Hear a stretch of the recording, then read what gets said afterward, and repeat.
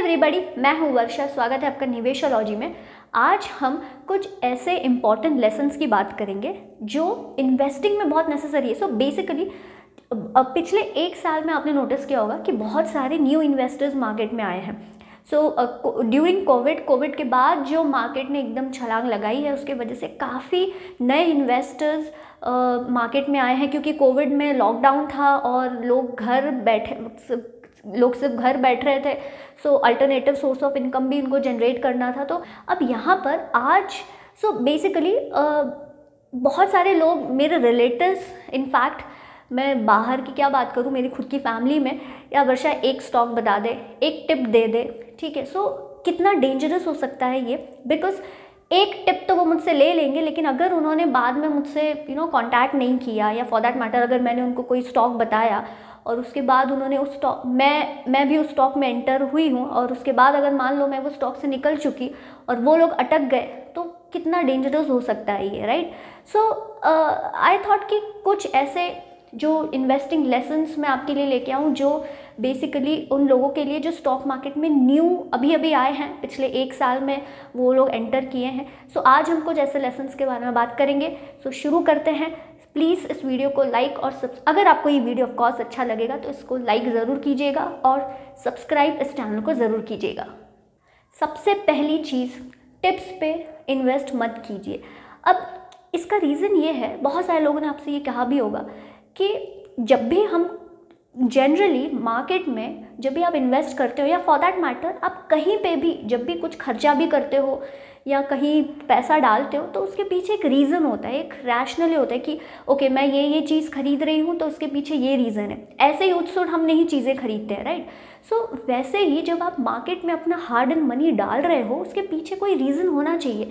अगर मान लो मैंने एक स्टॉक खरीदा और आपने मुझसे पूछा या कि मुझे एक टिप दे दो या मुझे कोई एक स्टॉक बता दो, मैंने आपको वो स्टॉक बता भी दिया।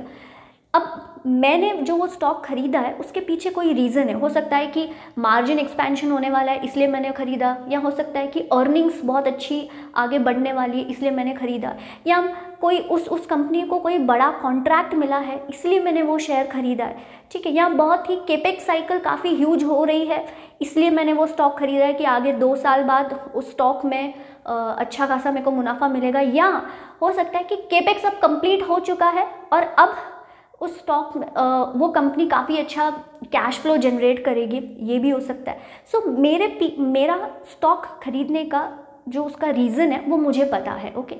अब अगर कोई मुझसे आके पूछता है कि मुझे एक टिप दे दो, उसको इन्वेस्टमेंट के बारे में कुछ भी नहीं पता, या उस कंपनी के बारे में फॉर दैट मैटर कुछ भी नहीं पता, तो ऐसे केस में क्या हो जाएगा, मैं तो उसको टिप दे के निकल जाऊँगी, लेकिन जब मैं सेल करूँगी क्या मुझे याद रहेगा? भले ही मैं अच्छे इंटेंशन से उसको टिप दूँगी, लेकिन जब अगर वो रीज़न जिस वजह से मैंने ख़रीदा था स्टॉक, अगर वो रीज़न ख़त्म हो गया, वो रीज़न ही नहीं रहा, तो मैं जाके वो स्टॉक को सेल कर दूँगी। उसके बाद आप या जिसने मुझसे टिप ली है वो अटक जाएगा वहाँ पे, राइट। सो इसके वजह से क्या होता है ना, भले ही वो इंसान का इंटेंशन ख़राब ना हो, लेकिन उसको याद नहीं रहेगा कि अरे यार मैंने XYZ पर्सन को बोला था ये स्टॉक खरीदने के लिए, अब उसको भी बोलना पड़ेगा बेचने के लिए, राइट। सो ऐसे केस में कि टिप्स पे आप रिलाय मत कीजिए। अगर मैंने आपको बोला कि भाई एक XYZ स्टॉक है, ओके, आप उसको खुद का रिसर्च कीजिए, ठीक है। टिप्स अगर आप ले रहे हो ना, टिप्स ले लो और उस पर खुद की रिसर्च करो। एटलीस्ट आपको बैकग्राउंड पता होना चाहिए, वो कंपनी क्या करती है, क्या गलत जा सकता है, क्या सही जा सकता है, राइट। मैंने काफ़ी सारे वीडियोज़ बनाए हैं, तो आप जाके चेक कर सकते हैं कि क्या देखना चाहिए और क्या नहीं देखना चाहिए। मैं डिस्क्रिप्शन पे लिंक भी डाल दूँगी।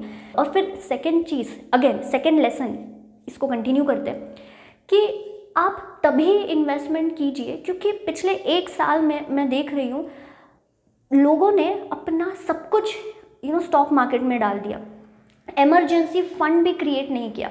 सो ऐसे केस में एक मेरे रिलेटिव है, मेरे अंकल, उनका बेसिकली इन्वेस्टमेंट था म्यूचुअल फंड में, उन्होंने काफ़ी इन्वेस्टमेंट कर रखी थी और उनका इमरजेंसी फंड नहीं था, ओके।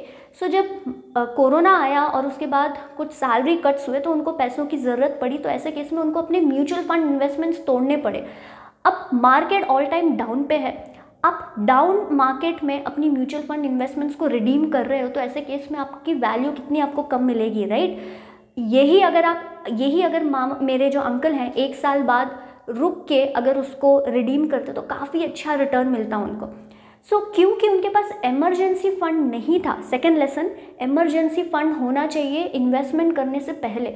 अगर उनके पास इमरजेंसी फंड होता तो उनको अपनी इन्वेस्टमेंट्स बेचनी नहीं पड़ती। मैंने इमरजेंसी फंड के ऊपर एक वीडियो बनाया, मैं डिस्क्रिप्शन पे लिंक डाल दूंगी, आप देख सकते हो। Basically emergency fund, in short अगर मैं बताऊं, वो पैसा कि अगर आपकी जॉब चली गई या बिजनेस में थोड़ा नुकसान हो गया तो वो पैसा तब अगर जॉब चली गई या बिजनेस में नुकसान हुआ, आपके खर्चे तो तब भी रहेंगे, तो आप वो खर्चा कैसे निकालोगे? फिर आपको इन्वेस्टमेंट्स तोड़नी पड़ेगी।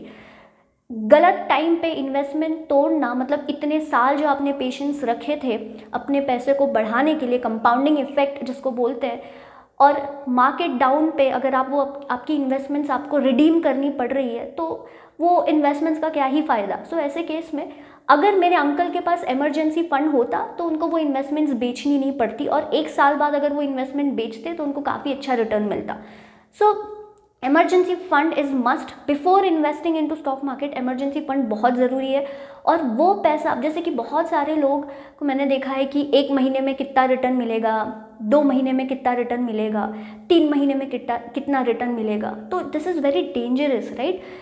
अब अगेन थर्ड लेसन ये, सेकेंड लेसन हमने देखा कि emergency fund is must before investing into stock market. Third lesson ये कि स्टॉक मार्केट हमेशा ही ऊपर नहीं जाएगा, क्योंकि पिछले 1 साल में अगर हमने देखा ये थोड़ा जो 3%, 2.5%, 3% करेक्शन हम देख रहे हैं, ये कितना डर जा रहे हैं। मुझे इतने मैसेजेस आते हैं, ये स्टॉक 10%, ये स्टॉक 2% गिर गया क्या करूँ, ये स्टॉक 1% गिर गया क्या करूँ, ये स्टॉक 50 रुपये गिर गया क्या करूँ, या मार्केट 2% से गिर गया, ऐसा क्यों हो रहा है। तो ये तो छोटे मोटे करेक्शंस हैं, ये तो होने ही हैं। एक्चुअली प्रॉब्लम क्या है, पिछले 1 साल में लोगों ने बेयर मार्केट देखा ही नहीं है। जो नए इन्वेस्टर्स एंटर हुए हैं कोविड के बाद या कोविड के समय, जो इन्वेस्टर्स एंटर हुए हैं, उन्होंने हमेशा मार्केट ऊपर जाते हुए ही देखा है। तो अगर थोड़ा भी मार्केट इधर उधर हो रहा है, बिकॉज 1%, 2% मार्केट अगर थोड़ा करेक्शन हो रहा है, because market is at all time high, 1%, 2% correction होने पे अगर आप इतना पैनिक कर रहे हो तो फिर तो कैसे चलेगा, आप लॉन्ग टर्म में कैसे टिके रहोगे। क्योंकि मार्केट में आपको पेशेंस दिखाना मस्ट है। ये 2%, 3% के जो करेक्शन है ये तो आएंगे ही, इधर तो आपको अपॉर्चुनिटी देखनी है, राइट। 2%, 3% अगर करेक्शन ओवरऑल मार्केट में हो रहा है तो आपको जो स्टॉक्स पसंद है वहाँ पे देखो कितना % करेक्शन हो रहा है, क्योंकि अब आपके पास टाइम है, अपॉर्चुनिटी है वो स्टॉक्स खरीदने का। तो मार्केट हमेशा ही ऊपर नहीं दिखेगा। मतलब बहुत सारे लोगों को मैंने बोलते सुना कि मार्केट ऊपर ही जा रहा है, चलो अभी इन्वेस्ट करते हैं। बिना सोचे समझे सिर्फ मार्केट ऊपर जा रहा है इसके वजह से इन्वेस्ट मत करो। और मार्केट हमेशा ऊपर नहीं जाएगा, ऊपर नीचे, ये वोलेटिलिटी इसको जो बोलते हैं, वोलेटिलिटी को अपना दोस्त बनाइए। क्योंकि जब भी बेयर मार्केट आएगा या जब भी मार्केट थोड़ा बहुत करेक्ट होगा तो आपके पास अपॉर्चुनिटी रहेगी खरीदने की। तो क्या लेसन हमने सीखा, मार्केट हमेशा ऊपर, स्टॉक मार्केट हमेशा ऊपर नहीं रहता। अगर आप लॉन्ग टर्म का सेंसेक्स निफ्टी का चार्ट भी देखोगे ना, आपको वोलेटिलिटी दिखेगी, ऊपर नीचे, दिस इज़ नॉर्मल। और इसको आपको एक्सेप्ट करना ही होगा, इससे आपको एडजस्टमेंट करनी ही होगी, ठीक है। मार्केट को आप अपना हस्बैंड या अपनी वाइफ समझिए, उसके साथ आपको एडजस्टमेंट करनी ही होगी अगर आपको लंबे समय तक मार्केट के साथ रिलेशनशिप टिकानी है तो। नेक्स्ट लेसन जिसका आपको ध्यान देना है वो है आपके जो इन्वेस्टमेंट्स हैं और आपके जो इमोशंस हैं उसको अलग रखो। नॉर्मली स्टॉक मार्केट में इमोशंस क्या काम करते हैं, ग्रीड और फियर। ओके, अब इसको एक एग्जांपल समझते हैं। क्या होता है कि पिछले 1 साल में आपने देखा होगा कि बहुत सारे इन्वेस्टर्स आए हैं, नए इन्वेस्टर्स मार्केट में आए हैं। क्यों आए हैं? क्योंकि कोविड के बाद ना मार्केट ने एकदम से छलांग लगाई है। तो ऐसे केस में आप कोई भी स्टॉक उठा के देख लो, सारे स्टॉक, जिनका स्टॉक का नाम भी आपने सुना नहीं होगा, उन्होंने 1 साल में मल्टीबैगर रिटर्न्स दिए हैं। ओके, डबल हो गए हैं, कुछ बहुत सारे स्टॉक्स तो डबल हो चुके हैं ना। ऐसे केस में क्या हो रहा है ना, you have to understand this कि मार्केट, जब कोविड था मार्केट एकदम लो था। ओके, एकदम लो से ऑफकोर्स मार्केट ऊपर जाएगा, तो ऐसे केस में रिटर्न ज़्यादा बनेंगे ही। अब लोगों का क्या सोचना है कि क्योंकि पिछले 1 साल में मार्केट एकदम ही ऊपर गया है, मार्केट कंटिन्यूस ऊपर रहेगा ओके, लोग ऐसा सोच के उस लालच में इन्वेस्ट कर रहे हैं एट द हाई वैल्यूएशंस का ध्यान नहीं दे रहे हैं, एकदम हाई पीक पे, महंगाई पे लोग खरीद रहे हैं ये सोच के कि पिछले 1 साल में क्योंकि सेंसेक्स बहुत बड़ा है, निफ्टी बहुत बड़ा है, रादर मार्केट बहुत ही ऊपर चला आ रहा है, सो ऐसे केस में मार्केट कंटिन्यू ऊपर ही रहेगा। और क्योंकि 2-3% करेक्शन अगर हो भी रहे हैं तो क्योंकि लोगों ने बहुत हाई लेवल पे या हाई वैल्यू पे स्टॉक खरीदा था और अब 2-3% आप देख रहे हो कि कभी ना कभी करेक्शन हो रहा है, तो ऐसे केस में उनके स्टॉक्स की वैल्यू भी नीचे हो रही है और लोग घबरा जा रहे हैं क्योंकि उनको लग रहा था कि पिछले 1 साल से क्योंकि मार्केट ऊपर चल रहा है, उनको ये एक्सपेक्टेड है कि मार्केट अभी आगे भी ऊपर जाएगा। सो उस लालच में लोग हाई वैल्यूएशंस पे इन्वेस्ट कर रहे हैं, एक ये चीज़ होगी। सेकेंड जो चीज़ है वो है फियर। अब यहाँ पर क्या हो गया है ना कि मान लो किसी ने एक स्टॉक खरीदा, कंपनी अच्छी है, मोड्स है, सब कुछ अच्छा है, ओके। अब क्योंकि वो स्टॉक गिर गया है, क्योंकि पूरा ओवरऑल मार्केट गिर रहा है और वो स्टॉक भी गिर रहा है, ठीक है, तो ऐसे केस में लोग डर जाते हैं और उस डर में, उस फियर में लोग सस्ते दामों पे अपनी इन्वेस्टमेंट्स बेच चुके हैं या बेच रहे हैं। अब यहाँ पर इम्पॉर्टेंट चीज़ ये है कि आपने वो स्टॉक क्यों बेचा। आपने वो स्टॉक इसलिए नहीं बेचा कि वो स्टॉक ख़राब है, ठीक है, या वो स्टॉक में कुछ खराबी है, नंबर्स अच्छे नहीं है, ठीक है। अगर उस रीज़न से आप स्टॉक बेच रहे हो देन इट इज़ ओके। लेकिन आप अगर स्टॉक सिर्फ इसीलिए बेच रहे हो क्योंकि वो स्टॉक सिर्फ नीचे जा रहा है, उस डर से बेच रहे हो कि क्योंकि स्टॉक नीचे जा रहा है इसलिए मैं बेचूंगी, ऐसे केस में आप इमोशनली अपने इन्वेस्टमेंट्स में इमोशंस लेके आ रहे हो, आप इमोशनली इन्वेस्ट कर रहे हो क्योंकि अब आपको डर लग रहा है। जो 15-20 दिन पहले जो स्टॉक पे आप एकदम कॉन्फिडेंट थे कि ये स्टॉक बहुत अच्छा है, मोड्स है, सब कुछ है, अब क्योंकि 15 दिन बाद वो स्टॉक की वैल्यू, स्टॉक प्राइस नीचे जा रहा है तो अब आपको डर लग रहा है। बहुत सारे आपने भी देखा होगा, बहुत सारे इन्वेस्टर्स स्टॉक इसीलिए बेचते हैं क्योंकि वो स्टॉक की प्राइस कम हो रही है, भले ही फंडामेंटल्स अच्छे हैं, सब कुछ अच्छे हैं, लेकिन क्योंकि प्राइस गिर रही है उसकी, इसीलिए ही वो स्टॉक बेचते हैं। तो फियर में, डर में। और कुछ इन्वेस्टर्स वो स्टॉक्स, कोई भी स्टॉक इसलिए खरीदते हैं क्योंकि उनको ग्रीड में, so basically grid and fear, ये दोनों भी चीज़ आपने इन्वेस्टमेंट से दूर रखनी है। सो बेसिकली अगर मैं इसी कोई नेक्स्ट लेसन पे कंटिन्यू करूँ, स्टॉक्स तब खरीदिए जब बिजनेस आपको समझता है, बिजनेस अच्छा है, बिजनेस में कॉम्पिटिटिव एडवांटेज है, अर्निंग पोटेंशियल है, आगे कंपनी के पास अच्छी खासी अर्निंग्स आएगी, ठीक है, तब खरीदिए। इसीलिए नहीं खरीदिए क्योंकि जस्ट बिकॉज स्टॉक बहुत बढ़ गया है, अब आपको लालच आ रहा है कि बहुत सारे लोगों ने वो स्टॉक से अच्छा खासा पैसा कमा दिया, आप भी उस ग्रीड में आप उसको हाई वैल्यूएशन पे एंटर कर रहे हो और उसके बाद जब वो स्टॉक नीचे आ रहा है तो आपका कॉन्फिडेंस तो है ही नहीं, राइट। सो जैसे अगर फॉर एग्जांपल अगर कोई स्टॉक है, ठीक है, अगर मुझे कोई स्टॉक पसंद है, मतलब मुझे वो बिज़नेस समझता है और मुझे पता है कि आगे जाके वो कंपनी काफ़ी अच्छा करने वाली है, काफ़ी अच्छा अर्निंग पोटेंशियल है कंपनी के पास, तो मैं उस स्टॉक में एंटर होती हूँ। मान लो मेरे को अच्छा खासा रिटर्न मिल गया, ओके, अब भी मुझे लगता है कि उस स्टॉक में काफ़ी अच्छी पोटेंशियल है। अब भी मान लो 2 साल बाद मुझे लगता है मैंने अच्छा खासा रिटर्न कमा दिया और अब भी मुझे लगता है 2 साल बाद कि काफ़ी अच्छा आगे भी अर्निंग पोटेंशियल है कंपनी के पास, तो ऐसे केस में फिर वो स्टॉक ऊपर जाए फिर तो अच्छी बात है। अगर नीचे भी जा रहा है फिर भी मैं डरूंगी नहीं, मैं तो उसको और एक्यूमुलेट करूंगी, एवरेज करूंगी। डरूंगी क्यों नहीं?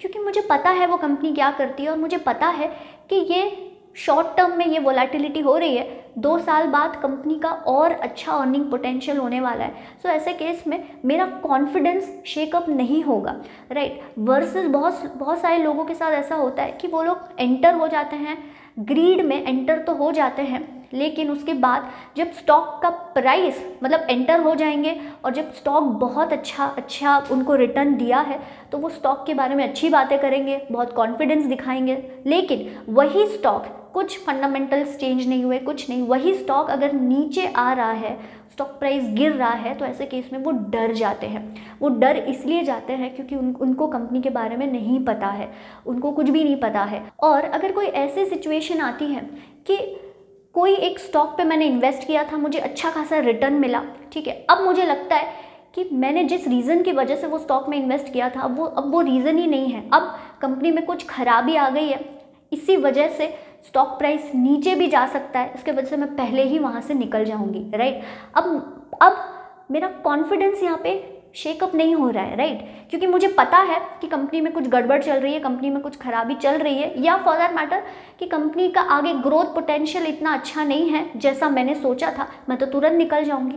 फिर यहाँ पे मेरा कॉन्फिडेंस शेकअप होने की बात ही नहीं आती है, राइट, क्योंकि मुझे कंपनी के बारे में सब कुछ पता है। सो बेसिकली आपको कंपनी के बारे में पढ़ना है, आपको सब कुछ देखना है, फिर ही आपको इन्वेस्ट करना है, क्योंकि जब आप ऐसा करते हो तब आपको समझ में आएगा कि उस स्टॉक से निकलना कब है। नेक्स्ट इंपॉर्टेंट चीज़, इंपॉर्टेंट लेसन जो आपको याद रखना है वो ये है कि अगर आप बिगनर हो, आप न्यू हो, तो डाइवर्सिफिकेशन कीजिए। जैसे बहुत सारे लोग मैंने ये भी देखे हैं कि अभी अभी इन्वेस्टमेंट शुरू किए, नए हैं इन्वेस्टमेंट में, उनके जो भी स्टॉक्स हैं सिर्फ एक ही सेक्टर में है, एक या दो सेक्टर में ही है। तो ऐसे में क्या होगा कि अगर वो सेक्टर अच्छे से परफॉर्म नहीं किया तो आपका पूरा पोर्टफोलियो ही ख़राब हो जाएगा। एक ये गलती मैंने देखी है बिगनर्स में। सेकंड गलती मैंने ये देखी है कि मान लो आपको कोई स्टॉक पसंद आया है, ठीक है, आप पूरा पैसा उस स्टॉक में मत डाल दो। मैंने एक पोर्टफोलियो पे एक पूरा वीडियो बनाया है कि कितने स्टॉक्स होने चाहिए, डाइवर्सिफिकेशन और कॉन्सेंट्रेशन, तो मैं डिस्क्रिप्शन पे लिंक डाल दूंगी, आप देख सकते हो। सो इन शॉर्ट अगर मैं आपसे कहूँ कि अगर आप बिगनर हो तो ज़्यादा कॉन्सेंट्रेटेड पोर्टफोलियो पे मत जाओ कि पूरा पैसा आपने 2-3 स्टॉक्स में ही लगा दिया। तो ऐसे में क्या होगा, क्योंकि आप बिगनर हो और हम गलती करेंगे ही, ठीक है, गलती तो हमने करनी ही है। सो ऐसे केस में क्या होगा कि अगर वो 2-3 स्टॉक्स या 3-4 स्टॉक्स में आपने अगर पूरा पैसा डाला है, उसमें से अगर 2-3 स्टॉक्स भी खराब गए, जो कि जाएंगे क्योंकि हम बिगनर हैं, हम सीख रहे हैं, ऐसे केस में आपका पूरा पोर्टफोलियो ख़राब हो जाएगा और फिर आप पूरे निराश हो जाओगे। और क्योंकि आप नए हो, यहाँ पर निराशा बहुत जल्दी मिलती है, तो ऐसे केस में आप पूरा ही इन्वेस्टमेंट से या पूरा ही स्टॉक मार्केट से बाहर हो जाओगे। हमें लॉन्ग टर्म तक मार्केट में रहना है। इम्पॉर्टेंट चीज़ ये है कि हमें मार्केट में रहना ही है, राइट, हमें मार्केट से पूरा बाहर नहीं निकलना है। सो ऐसे केस में आप कॉन्सेंट्रेटेड पोर्टफोलियो, मतलब 3-4 स्टॉक्स में पूरा पैसा लगा दिया, ऐसे मत कीजिए, थोड़ा डाइवर्सिफिकेशन रखिए, 20 स्टॉक्स 22 स्टॉक्स ऐसे करके। तो ऐसे में क्या होगा कि 2-3 स्टॉक्स भी आपके ख़राब हो गए तो बाकी के स्टॉक्स आपको बचा देंगे। तो इसके ऊपर मैंने एक पूरा वीडियो बनाया है, मैं डिस्क्रिप्शन पे लिंक डाल दूँगी, आप देख सकते हो। नेक्स्ट लेसन, और ये बहुत इंपॉर्टेंट है, एक्चुअली मैंने ये पहले ही बोलना चाहिए था, ये कि आप मार्केट में गलत होने ही वाले हो। आप बिगनर रहो, आप एक्सपीरियंस रहो, आपको कितने भी साल का एक्सपीरियंस हो, मार्केट में हर कोई गलती करता है। सिर्फ आपको ये ध्यान देना है कि आप नई गलतियाँ कीजिए। जो गलती आपने ऑलरेडी कर दी है उससे सीखिए और दोबारा वो गलती ना कीजिए, थोड़ी नई गलतियाँ कीजिए। But this you have to accept, ये आपको एक्सेप्ट करना ही पड़ेगा कि आप मार्केट में गलतियाँ करने वाले हो। सो ऐसे केस में जब आपको पता है कि आप मार्केट में गलतियां करने वाले हो तो आप वही पैसा डालिए जो पैसा अगर डूब भी गया तो आपकी नींद अफेक्ट नहीं होनी चाहिए। बहुत सारे लोगों को मैंने देखा है कि पूरा ही पैसा डाल देते हैं जो उनको शायद 5 महीने में, 6 महीने में या 2-3 महीने में वो पैसा लगने वाला है और वो पैसा मार्केट में डाल दिया। ये कितना रिस्की हो सकता है, क्योंकि अगर 2 महीने बाद, 3 महीने बाद जब आपको वो पैसा निकालना है और अगर मार्केट डाउन रहा तो कितना रिस्की है, आप अपना पैसा लूज़ करोगे, राइट। ऐसे केस में बहुत सारे लोगों का मैंने ये भी देखा है कि अपना जो घर खर्च है जो उन्होंने साइड में रखा है उसको मार्केट में डाल देते हैं, जो उनको शायद 2 महीने बाद यूज़ आने वाला है। तो ये कितना रिस्की हो सकता है, क्योंकि अगर 2 महीने बाद आप अपना पैसा रिकवर नहीं कर पाए तो आप खाओगे क्या। सो ऐसे केस में इतना रिस्क मत लीजिए, इमरजेंसी फंड रखिए और वही पैसा स्टॉक मार्केट में इन्वेस्ट कीजिए जो अगर आपको लॉस होता भी है तो आपकी लाइफस्टाइल को वो अफेक्ट नहीं करेगा।